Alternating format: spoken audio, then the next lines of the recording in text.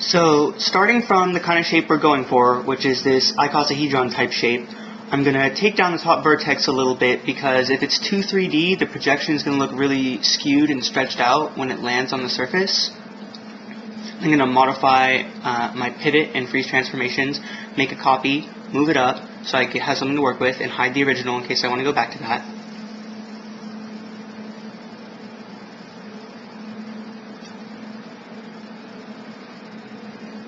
I'm going to delete all but one face.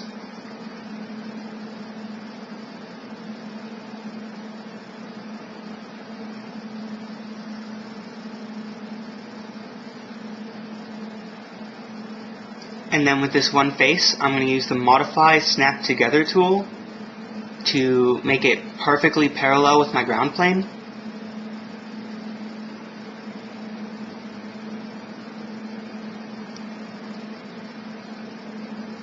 After freezing his transformations and centering the pivot on just one face.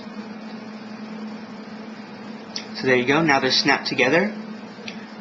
So I'm going to switch to my top-down orthogonal view.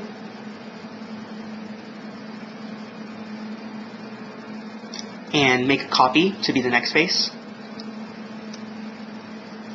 And with this copy, I'm going to hold down D and C at the same time to move the center point of this face while snapping to points. So I'm going to snap the center point to this one point, and then I'm going to move the object so that it's right on top of the other one. And I've accidentally duplicated a few times. Try not to get confused.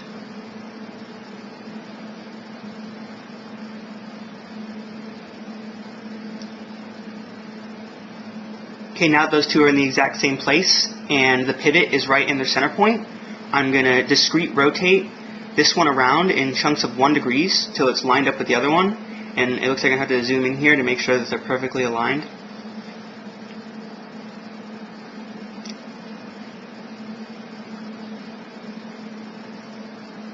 And normally, discrete rotate in chunks of 1 degree is going to get you close enough.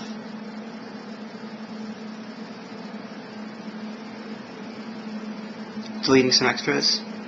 Duplicate this one again. The center point's already in the right place, so all I have to do is rotate it around. And when it gets rotated around, you see that there's that gap there.